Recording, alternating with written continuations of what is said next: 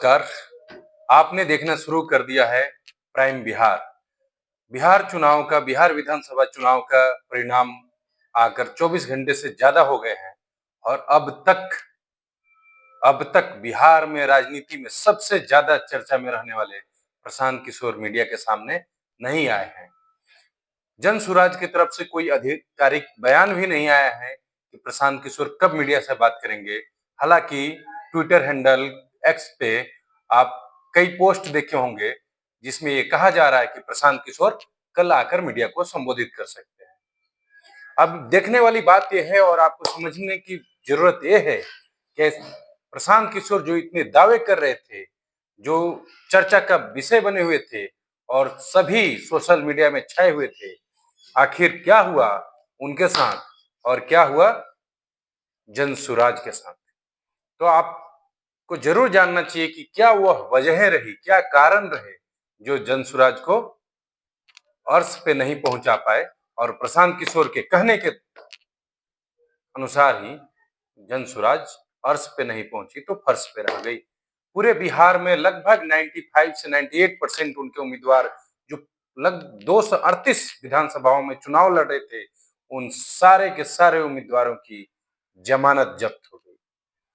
मनीष कश्यप, रितेश पांडे जैसे उनके उम्मीदवार, गणितज्ञ केसी सिन्हा, जो सबसे विद्वान केसी सिन्हा को भी प्रशांत किशोर ने अपना उम्मीदवार बनाया था, वो भी अपना सीट नहीं निकाल पाए। आखिर ऐसा क्यों हुआ कि प्रशांत किशोर के पास इतने सारे अच्छे लोग होने के बावजूद प्रशांत किशोर की पार्टी एक सीट भी नहीं बचा पाई। उनसे बेहतर बिहार विधानसभा चुनाव में परफॉर्मेंस तो मायावती की बीएसपी का रहा, जिनका कुछ परफॉर्मेंस यूपी में भी नहीं है, लेकिन बिहार में उनका एक विधायक बना। जन सुराज से बेहतर परफॉर्मेंस आप देखेंगे तो ओवैसी की पार्टी एआईएम का रहा, वो 5 सीट जीत पाई। उससे भी अच्छा अगर परफॉर्मेंस आप देखेंगे तो महागठबंधन में सबसे अंत में शामिल हुए आईपी गुप्ता का रहा कि 1 सीट, और वो भी अपना सीट निकाल लिए, जीत गए, विधायक बन गए। आपने देखा होगा कि राजद से बागी होकर रितु जायसवाल ने परिहार से चुनाव लड़ा था और वो सेकंड नंबर पे रही और राजद के उम्मीदवार को हराई। हालांकि वहां एनडीए का उम्मीदवार जीत गया। तो ये तमाम लोग जो प्रशांत किशोर के मुकाबले में, जन सुराज के मुकाबले में उतना लाइमलाइट में नहीं थे, उतना समर्थन नहीं दिख रहा था, लेकिन उनके कुछ विधायक आए, कुछ चुनाव जीत पाए। प्रशांत किशोर और जन सुराज कहाँ फंसी, उसमें सबसे मुख्य कारण ये है कि प्रशांत किशोर ने भी वही चुनावी समीकरण चला जैसे बीजेपी और अन्य पार्टियां चलती है। चुनाव के चंद दिन पहले उन्होंने उम्मीदवारों की घोषणा की।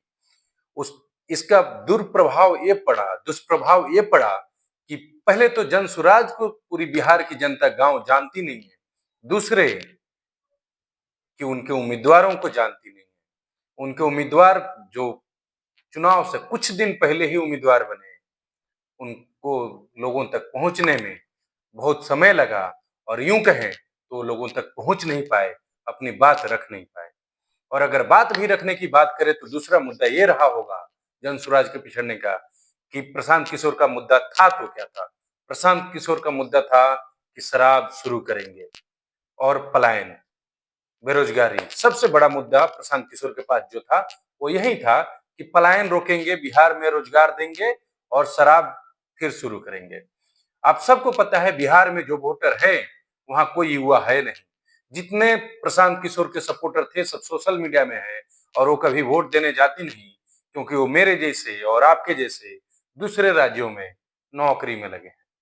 तो प्रशांत किशोर को समर्थन तो दिख रहा था, लेकिन वो सोशल मीडिया पे जो लोग दूसरे राज्यों से कर रहे थे वो कभी वोट देने जाते नहीं।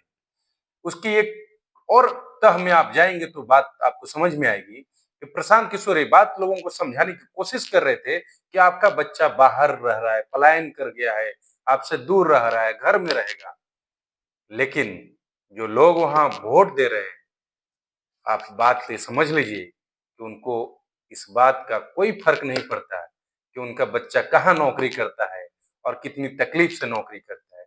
उसके 2 कारण हो सकते हैं, क्योंकि उनकी जिंदगी ठीक ठाक चल रही है, उनके बच्चे की कैसे चल रही है दूसरे शहरों में, उससे उनका कोई लेना देना नहीं।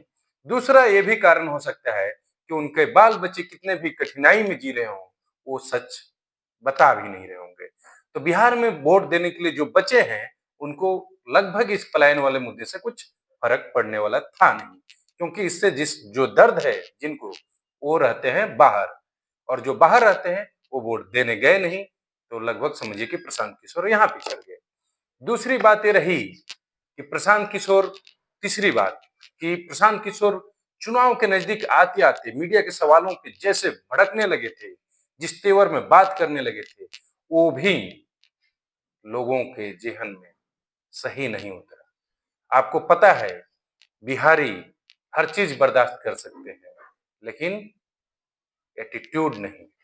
और जिस तरीके से प्रशांत किशोर मीडिया कर्मियों से, मीडिया के बड़े बड़े पत्रकारों से बात कर रहे थे, उससे भी एक मैसेज कहीं ना कहीं गया होगा कि जो आदमी चुनाव जीतने से पहले इस तरीके का बात कर रहा है, चुनाव जीतने के बाद उसका एरोगेंस, उसका अहंकार किस लेवल पे जाएगा। ये भी एक कारण हो सकता है। दूसरी बात इस ये भी हो सकती है कि लोग इस बात को देख रहे थे कि ये कहीं ना कहीं जीतने के पहले ही अहंकारी हो गए हैं, तो जीतने के बाद शायद ये जिम्मेदारी संभाल ना पाए। तो कुल मिला जुला के आप ये देख सकते हैं कि प्रशांत किशोर कहीं ना कहीं, और उनके सबसे मतलब दावेदार जो बोले जा रहे थे, मनीष कश्यप, जो पहले भी चुनाव लड़ चुके हैं, बीजेपी में गए, फिर जनसुराज में आए, मतलब दावे बहुत थे, लेकिन जनसुराज कहीं सतह पे टिकी नहीं, और सही में अर्श पे तो गई नहीं, लेकिन फर्श पे रह गई।